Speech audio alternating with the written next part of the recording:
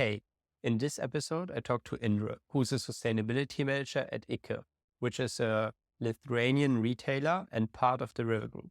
So if you are interested in seeing how they prepare for the CSRD reporting and how they're using the GRI to do so, then definitely check out this episode.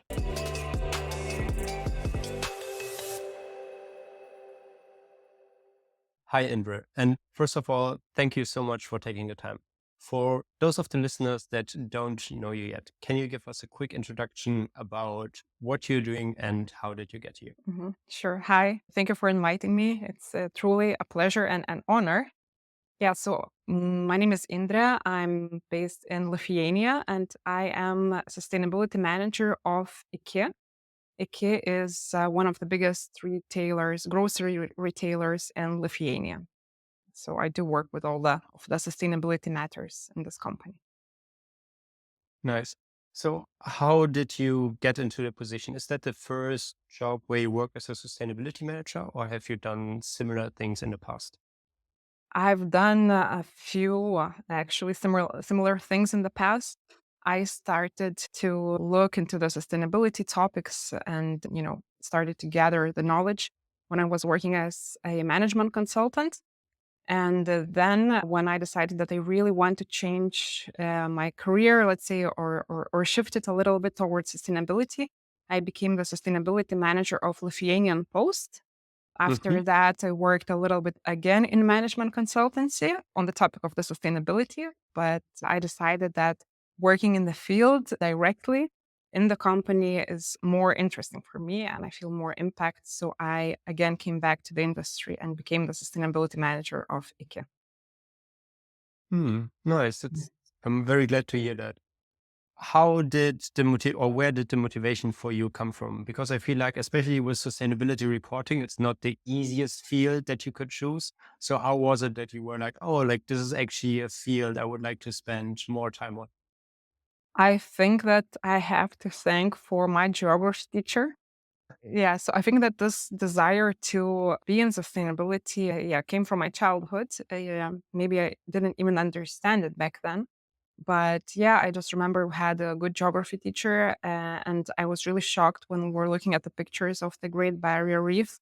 And she said that, after 10 or 20 or 30 years, well, we're like, it will be gone. So, and we learned a little bit about climate change, not much, but I think, it was like 20 years ago. So I think given that, or considering that, it was still quite nice that we did learn about it. And yeah, I felt this internal, I don't know, sadness.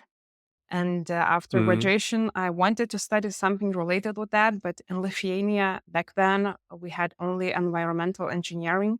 And I did not see myself as an engineer. So I studied economics and politics. And then like, I progressed to mm. sustainability. Yeah. Yeah, I can completely understand that. For me, it's actually quite similar that I also always had like a huge interest in sustainability, but then first, like in my first career, didn't really get into it. And then somehow the way like got back to sustainability. So for the people that don't know or the company you're working with, can you tell us a little bit about what the company does in general? And then also what do you as a sustainability manager then Mm, work on? sure. So I think that, well, everyone knows grocery retailers, right? This is where we buy our food. So IKEA is one of those here in Lithuania. A few maybe things to mention is that we belong to a huge group called Reve Group, and there are like the group employs maybe 300,000 people, something like that, and operates in different fields. There's like tourism, like where I'm sorry, like Home Depot kind of stores, different kind of Hmm. retail. Yeah, so it's a huge group, and that definitely impacts our sustainability initiatives, strategy, goals, reporting as well. And yeah, when you are in such a big group, provide information so it could be interpreted and incorporated into the group support. It's quite a challenge.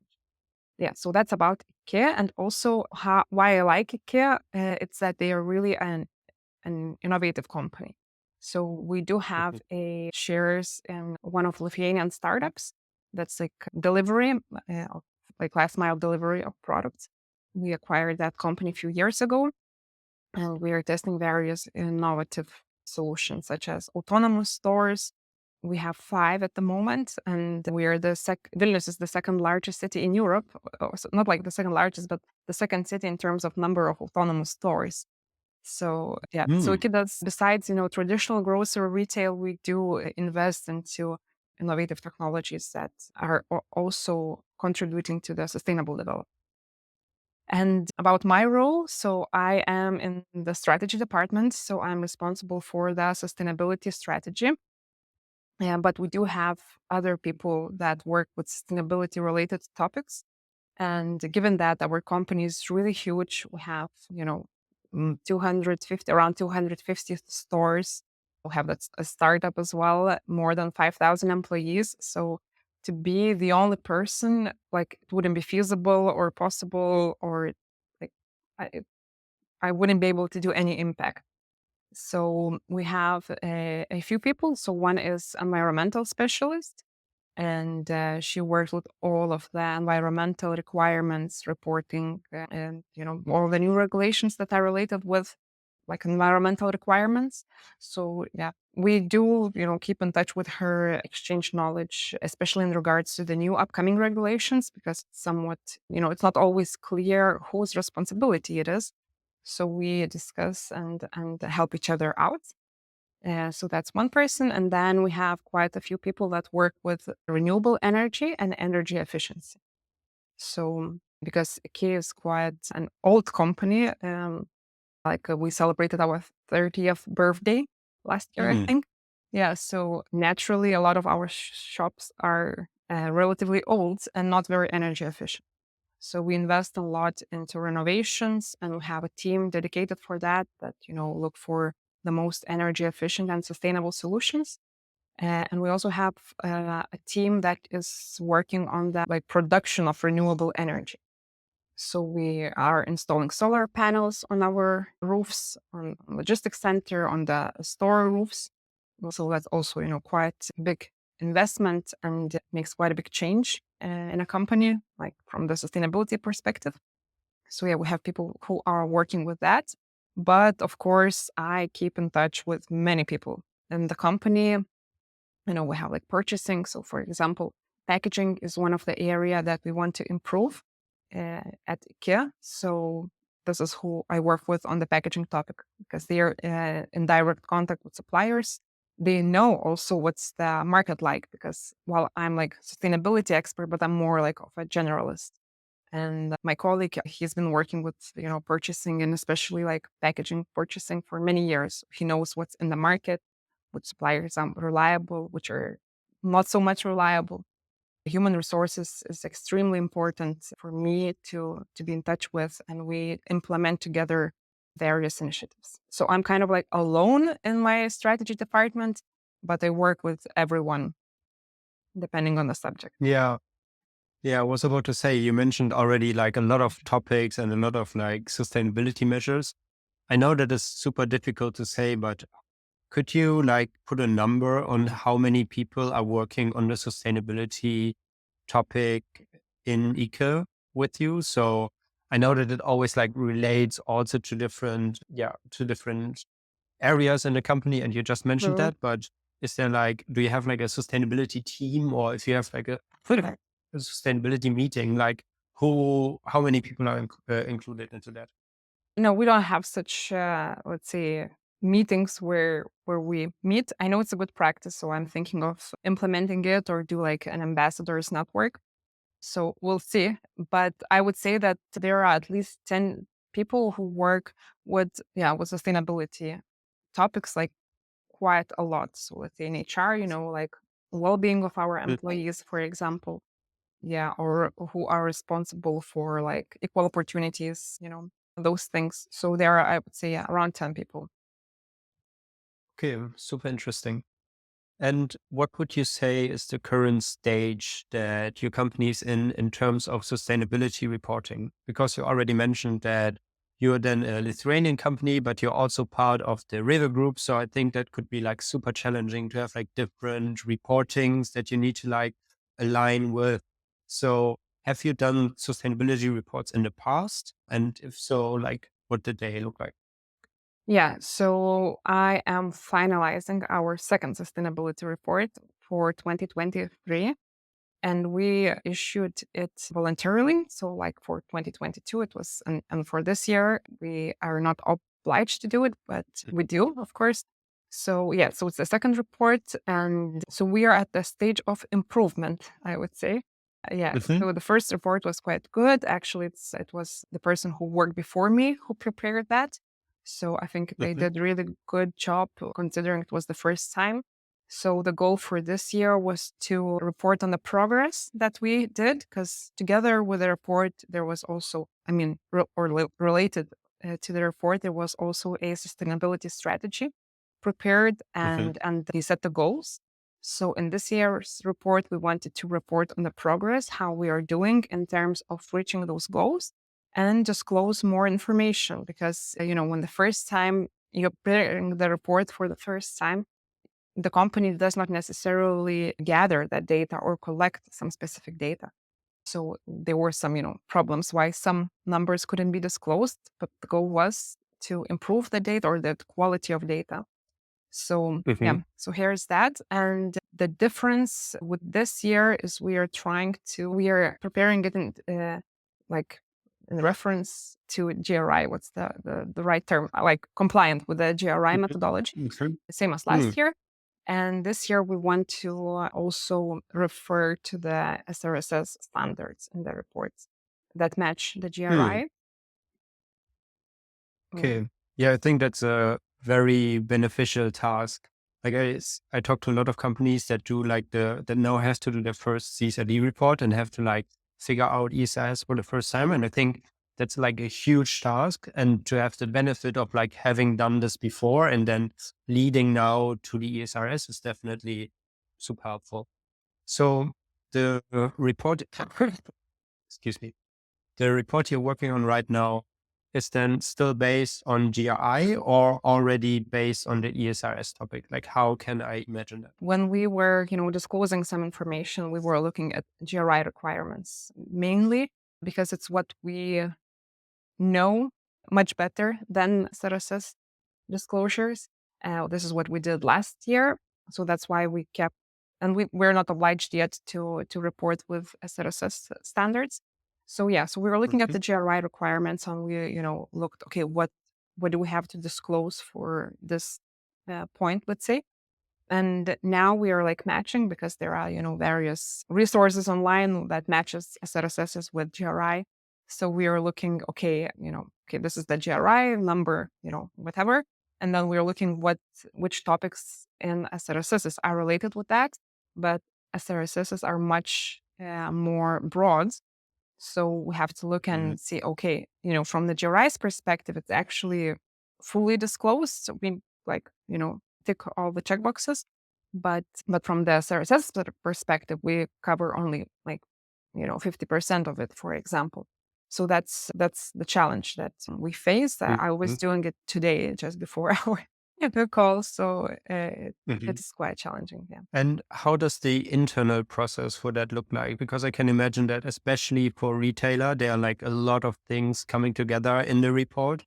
So when you're creating this now GRI or in the future ESRS report, do you have like a software that you use, or do you use Excel? Do you have help through consultants? Like, how can you guide us through the process of like, how do you bring all of this together to then have like a final report? Mhm. So we are doing it using Excel, mainly Hmm. because we do have quite a few, uh, like softwares that my colleagues use for different purposes. So, for example, for packaging, for energy, for employee related data, but they are all separate. And so our work, which is probably not the most efficient, is that we, collect data from those software solutions, put it into Excel, and then like put it in the report, describe it. It's not very efficient, but sometimes that's the only option as well, because sometimes we have to do like calculations, So like the data that is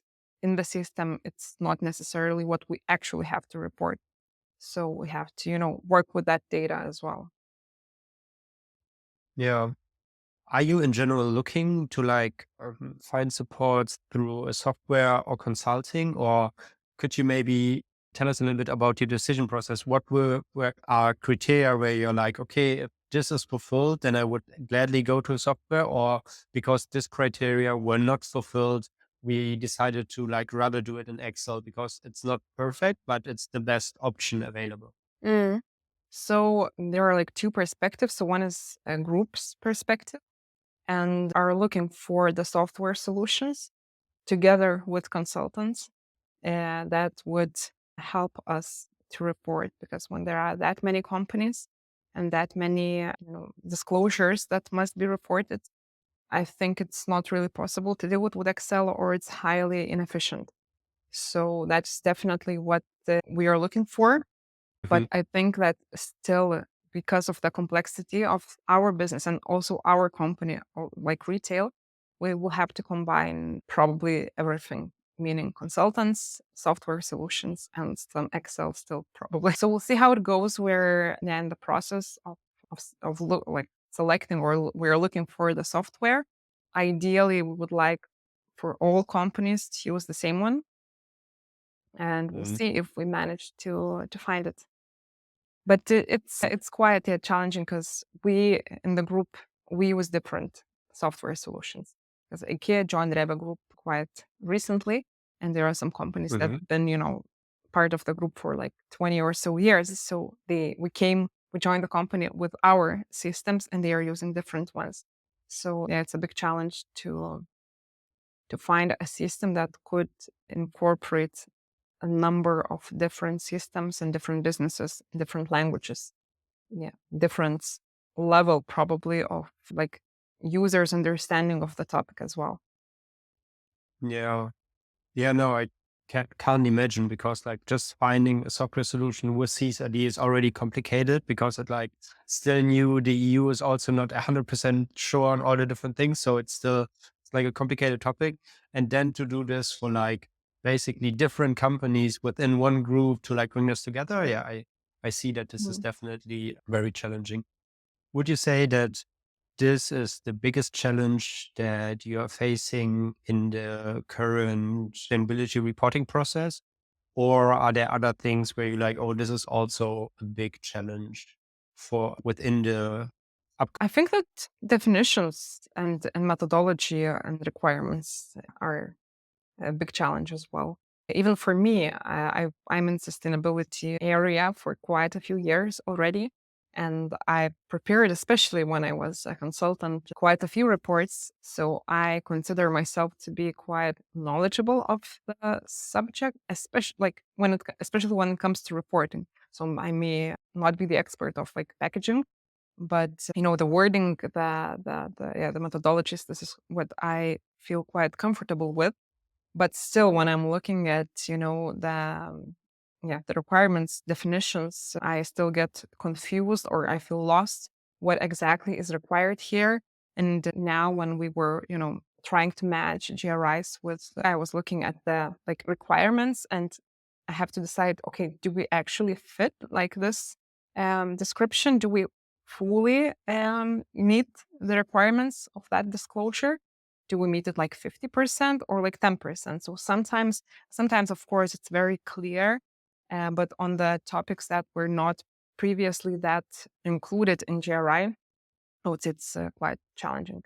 And then, so that's from my perspective, but from my colleagues from other departments is especially confusing and not clear. Like our HRs already looking into that, and they are, they want to be prepared when it comes, when the time comes to report. But yeah, we had quite a few discussions, and it's just, like impact. It's not, when you explain it, it's very easy to understand, okay, what that is. But at the beginning, it's quite unfamiliar concept and or Yes. terminology. Yeah. Yeah, no, I definitely get that. Within your company, when you're taking decisions on how to like, when you, for example, took the decision that you're going with GRI and you also match it with the ESRS, who is involved in that decision process? because it like affects a lot of people. But then I can also imagine that you can't involve everybody in like all of the decisions that come up with the CSRD. So who in your company takes the decisions on the CSRD? Mm. So on this particular decision that we want to match these disclosures, it was my decision. I don't know because it's my task basically, right? So I did not require Mhm. for more information from my colleagues. It's my and consultants also helped us to do this like a proper matching. Yeah, so my colleagues did not have to do anything more. So and I wanted to have a look, okay, how we are doing in terms of sustainability, how many gaps do we have, sorry, in terms of SRSs. But we also had a discussion with Billa CEE. So in Reva Group, companies are, clustered, and we have a cluster of Billa because Billa is one of the brands of Reva Group of Mhm. grocery retail. So we have quite a few discussions how to approach this, and so we learned from each other and we discussed, and so it's like mine, but my decision, but I made it after discussions with my colleagues. Yeah. Okay. Yeah, that's super nice that you have like a cluster there that you can like exchange with other people that are in similar situations. I feel like that you already have some more expertise than some of the other companies I talk to, because a lot of like companies like get into the CSRD topic. They don't have any previous reports, and you have like already done one. You're at the second one, and then you will start with CSRD. So from that perspective, what would be a recommendation that you would give to a company that now starts with sustainability reporting? They have not prepared any reports before, and they're now getting into it. So maybe try to do it correctly from the very beginning, meaning that it's better probably not to disclose some information and say that we do not have this data at the moment Mm. or this policy or, something else, and really gather good quality data, analyze what's needed to be done, what do you have to change in your processes to gather some like specific data. Maybe you need a system, a tool, maybe your colleagues have to start gathering some data, and then after a year report the correct numbers, because yeah, you can do estimations and make assumptions, but then eventually you will still gather the correct data, and it could be that it will be quite different from what you reported in the past, and then it's so just why do it? But of course, if you don't have anything, then yeah, some data could be estimated quite precisely. So it depends, of course, but yeah, that would be my advice.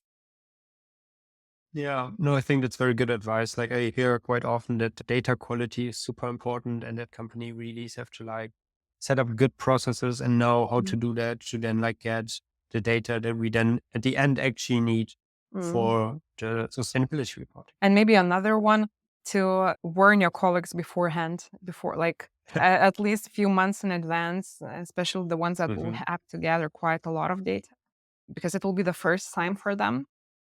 So it will take time for them to understand what's needed, to find what's needed, to collect, calculate it, double check it. So I don't know if you're, plan to start working in January, inform your colleagues in October that you will need to dedicate a significant amount of time in January, February, for example.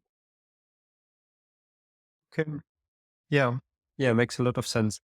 Those were the questions that I had for you so far. So unless you don't have anything else, or I maybe have forgotten anything to ask, that would be it for now. Thank you very much for taking the time, and I hope that we can talk soon again. Sure. Thank you very much. It was a pleasure.